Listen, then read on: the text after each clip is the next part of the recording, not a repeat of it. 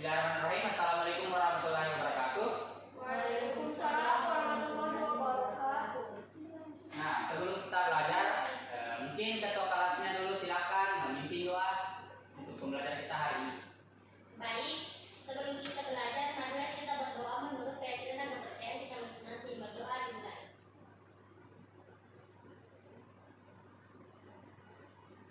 Berdoa selesai. Nah, hari ini kita akan belajar yaitu konfigurasi elektron.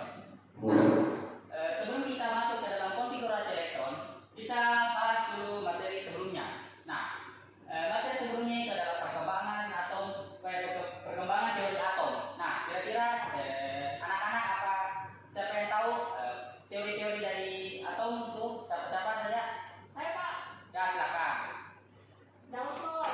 Ya, Rutherford. ya, Thomson. ya, Bohr. Sama mekanika kuantum. ya, bagus sekali. Tepuk tangan dulu teman-teman.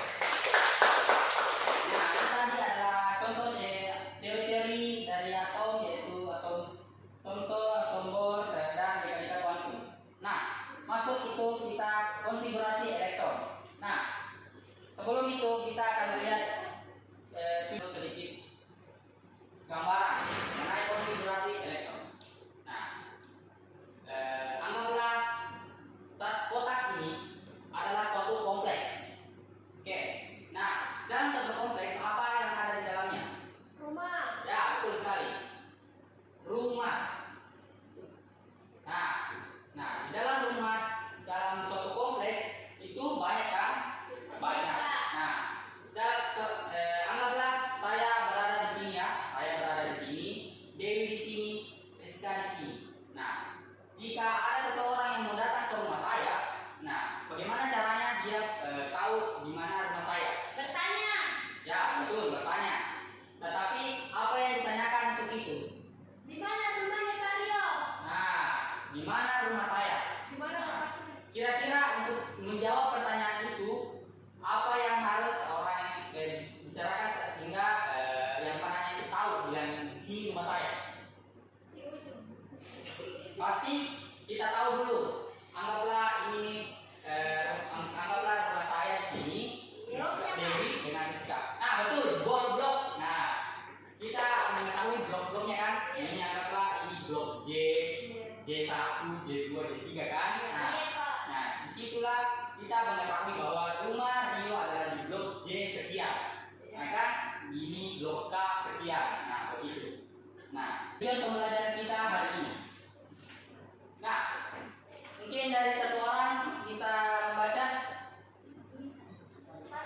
Bisa dikasih perbesar Pak? Kecil sekali. Ya.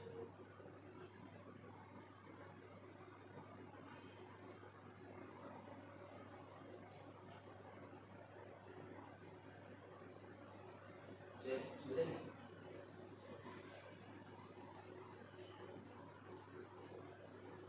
Ya.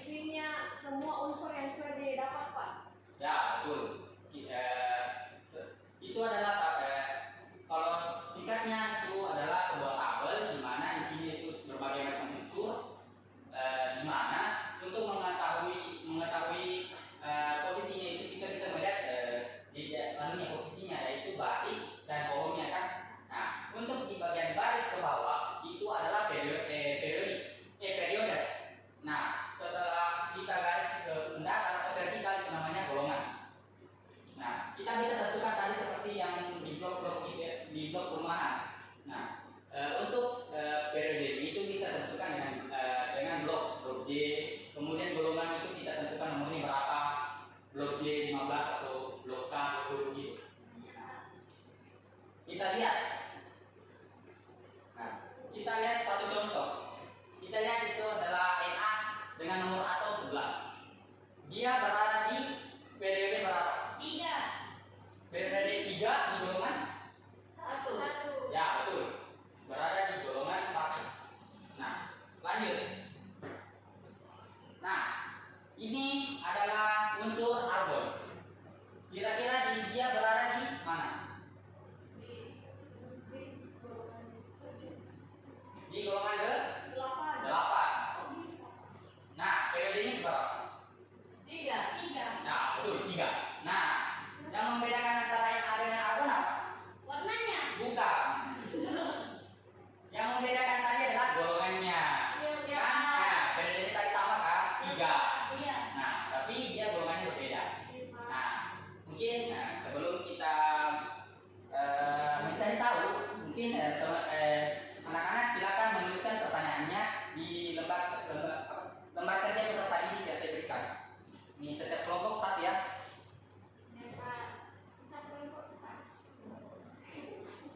Nah, silakan menulis pertanyaan tentang tabel predikat yang ada di atas.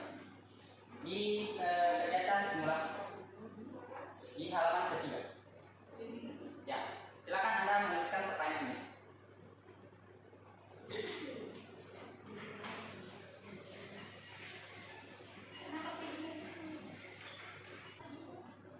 Pertanyaan Pak. Ya, 2 juga harus. Ya, bagaimana anak? Apakah sudah? Sudah Pak. Ya, mungkin setiap kelompok dulu mempresentasikan soal masalahnya apa? Soalnya, masalahnya apa? Ya, silakan. Baik, saya mau Rizka dari kelompok 2. Ya. Jadi adapun masalah yang kelompok kami akan kemukakan, yakni bagaimana pengelompokan unsur yang ada pada tabel periodik, Pak. Oke, pengelompokan ya. Ya Pak, pengelompokan unsur-unsurnya, Pak. Ya, lanjut. Kelompok kedua silakan. Dewi Asma. Baik, terima kasih atas kesempatannya. Sini saya ingin bertanya Pak. Ya, apa itu? Tentang bagaimana cara membagikan golongan dan periode di tabel periodik Pak. Cara membagi atau menentukan ya. Iya.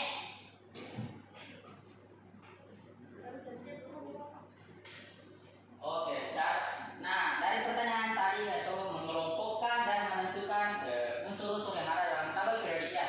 Oke, nah, anak-anak silakan mencari jawabannya. Silakan mencari jawaban. Silakan mencari jawaban, kemudian kalian cari di internet, kemudian kalian silakan buka bahan ajar yang sudah saya buat untuk mencari informasi yang telah Anda tanyakan tadi. Silakan anak-anak silakan berdiskusi ke teman kelompok ya, untuk menjawab pertanyaan yang telah Anda kemukakan tadi. Silakan. Pak, ini di mana tim menjawab? Nah, menjawab ini kalian dulu cari informasinya di bahan ajar atau di internet. Nah, setelah itu kalian jawab di sini. Nah, ini contoh soal untuk mempermudah nanti anak-anak untuk menjawabnya. Kan? Iya, terima kasih. Gimana di kelompok ini? Aman, Pak, aman. Ya, di sini kalian jawab ya. Jawaban Anda dengan ada contoh soal yang saya berikan. Nah, ini untuk caranya untuk soal contoh. Ini contohnya ya. Jawabannya di posisi. Jawabannya di. Pengen dapat kita. Iya Pak. Nah, ini di soal saya tulis itu P karena ini untuk menyamarkan namanya unsurnya.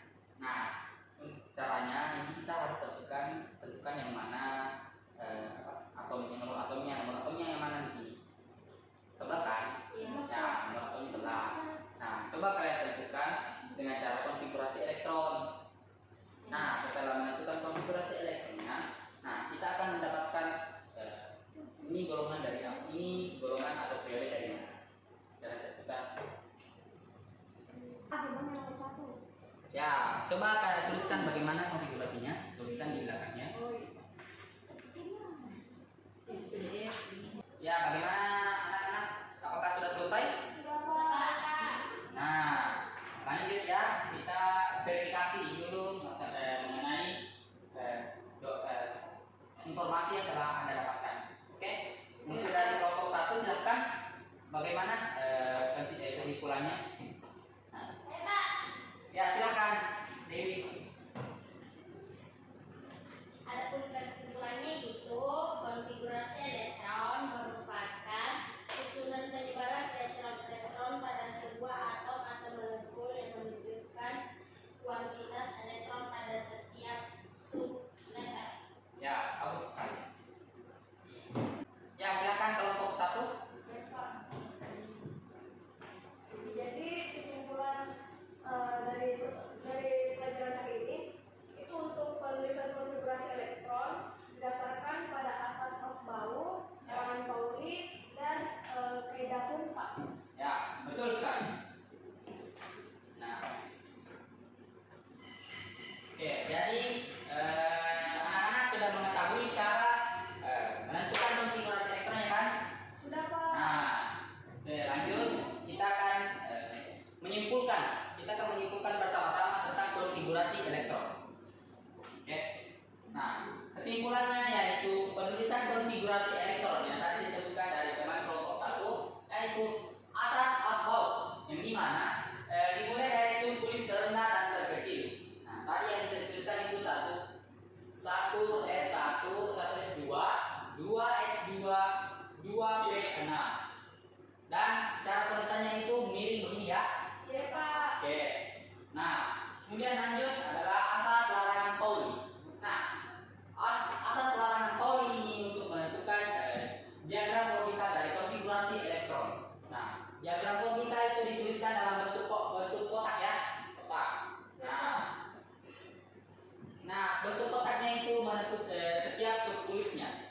Jika subkulitnya itu adalah S, berarti itu adalah kotaknya adalah 1, ya kan?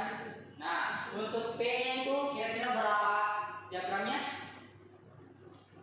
3 Pak. Ya, betul, 3. Oke, 3 ya. Nah, itu adalah asas larangan Pauli. Setiap orbital memiliki 2 elektron. Oke. Nah, setiap elektron ini memiliki 2 elektron.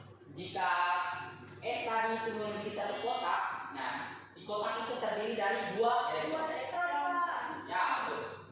Nah, lanjut penulisan konfigurasi elektron itu kaidah Hooke. Yang dimana orbital satu elektron cenderung tidak berpasangan.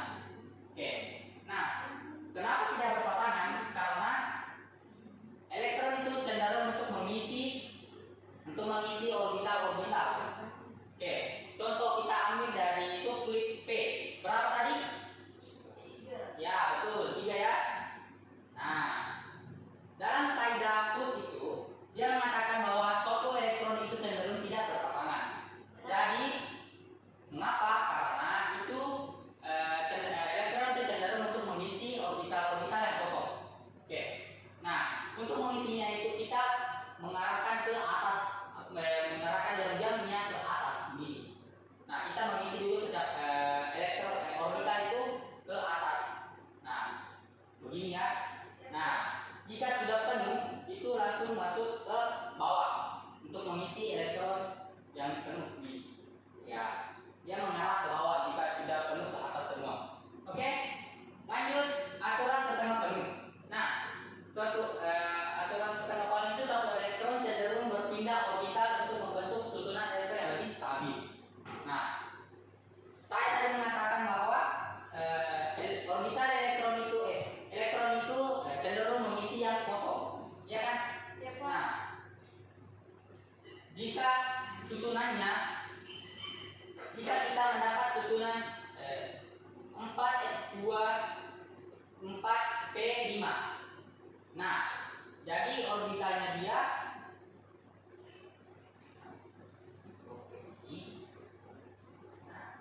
jika kita mengisi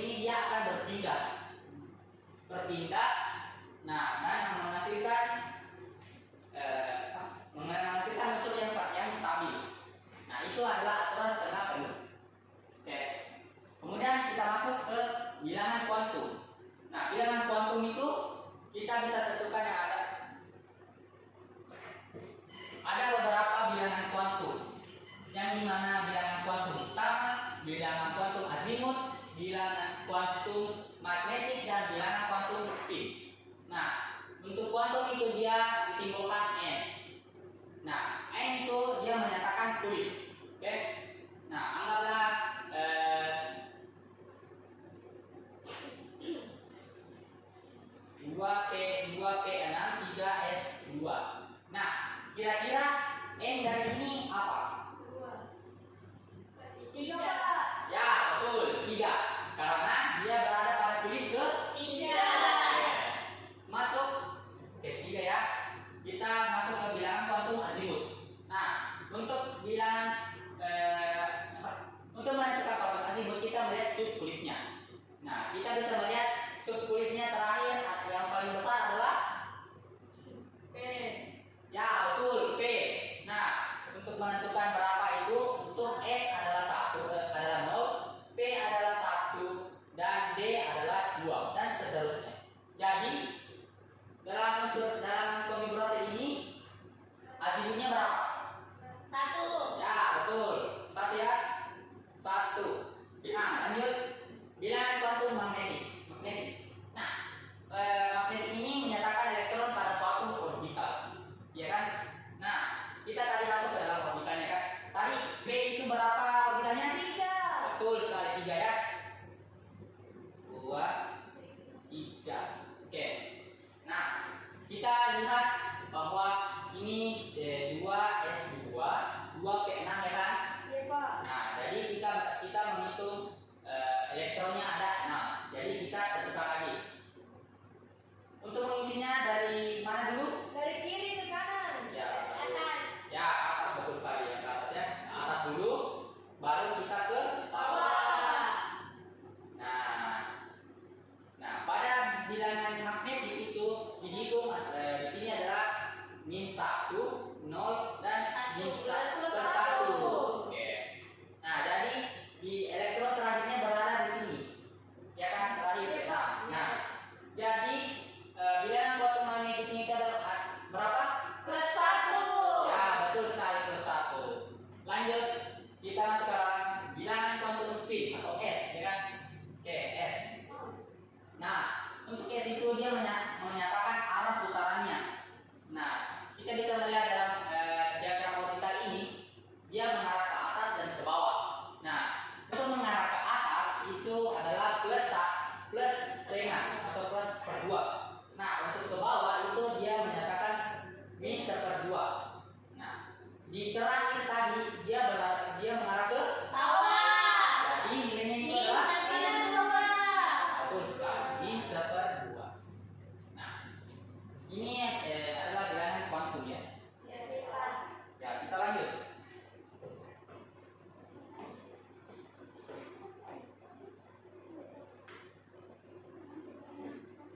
Nah, lanjut. Hubungannya konfigurasi elektron terhadap letak unsur dalam suatu teori. Nah, ini tadi teman-teman anak-anak tadi menanyakan akan hal ini ya, bagaimana cara menentukan suatu unsur dalam tahu teori unsur. Nah, mungkin kita contoh tadi kita lihat bisa di lembar peserta didiknya. Nah, nomor 1 itu tertulis apa?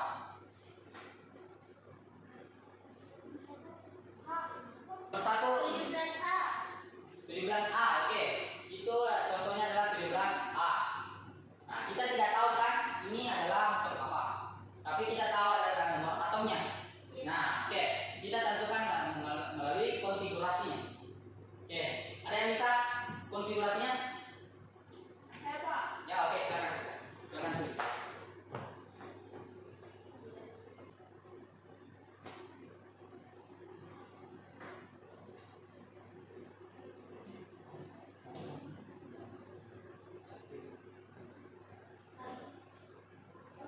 Ya, oke, bagus.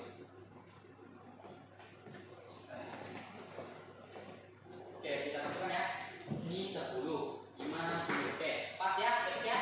Iya, Pak. Nah, untuk menentukan menghubungannya konfigurasi elektron terhadap letak unsur itu digunakan untuk menentukan letak suatu unsur dalam suatu tabel periodik. Nah, untuk mengetahuinya kita bisa melihat dari bagian akhirnya, ya Kak. Nah, kita bisa melihat dari akhir. Nah, untuk golongan itu kita menentukan dengan cara elektron valensinya. Nah, kita lihat elektron valensi pada unsur ini. Nah, elektron valensinya itu adalah 2 dan 5. Nah, jadi berapa? 7. 7. Oke. 7. Berarti dia berada pada golongan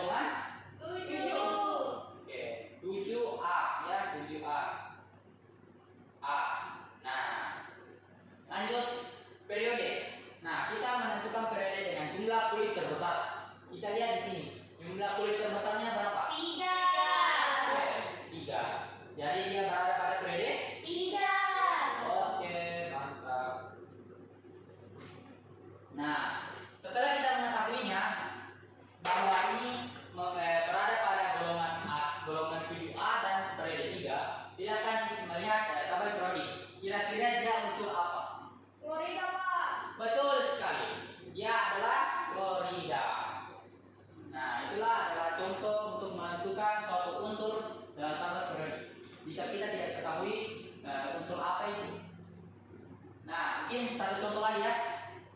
Untuk kelompok 2, mungkin silakan yang nomor 2 apa di situ? 12B. Oke, 20B. Nah, silakan.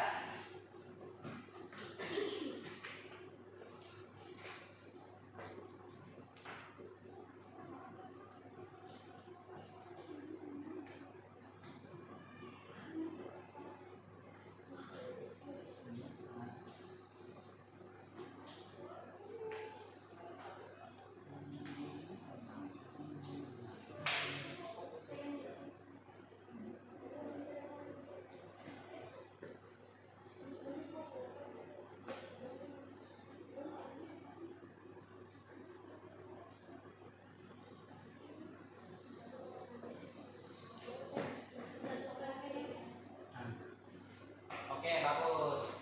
Tepuk tangan dulu. Nah, kita hitung ya. 2, 2, 6, 10 kan? Iya, 10. Pak. Nah, kita lihat dari sini 2, 6, 2 dan 2. Oke, 20 pas ya. Oke, lanjut. Kita tentukan lagi di mana letak ini adalah unsur apa. Oke, kan kita tidak tahu ini adalah B, tapi di 7. Oke. Lanjut, oke ya. Kita mulai di bagian cara menentukan golongannya. Kita melihat golongannya itu. Oke. 2. Ya, oke. Dia berada di golongan berapa? Kita lihat elektron valensnya berapa? 2. Oke, 2. Jadi dia berada di golongan 2. betul sekali. 2. Oke. Ya, kita lihat lagi periodenya. Kita lihat jumlah kulit yang paling terbesar apa? 4. Nah, betul 4. Jadi periodenya itu adalah 4. Nah, kira-kira kita coba kalian lihat di tabel periode. Dia adalah unsur apa? Kalium. Iya ya? Betul sekali ya. Adalah kalium 20. Nah, mungkin itu adalah cara menentukan unsur dalam tabel periode. Nah, mungkin sekian hari ini. Di sekian hari pertemuan kita hari ini. Untuk anak-anak silakan mengerjakan soal di rumah ya. Ada saya terapkan di dalam LKPD. Dalam LKPD kalian kerjakan di rumah supaya ingatan kalian masih fresh untuk kedepannya. Nah, untuk pertemuan selanjutnya itu adalah ikatan kimia. Nah, silakan kalian mencari informasi untuk kita pelajari di pertemuan selanjutnya. Nah, mungkin itu saja. Mungkin dari ketua kelasnya silakan membaca doa sebelum kita mengakhiri. Baiklah, sebelum kita mengakhiri pembelajaran sebaiknya kita berdoa menurut keyakinan dan kebiasaan masing-masing. Berdoa dimulai. Berdoa selesai. Baik, terima kasih kepada anak-anak. Nah, sebelum saya mengundurkan diri, mungkin anak-anak silakan menuliskan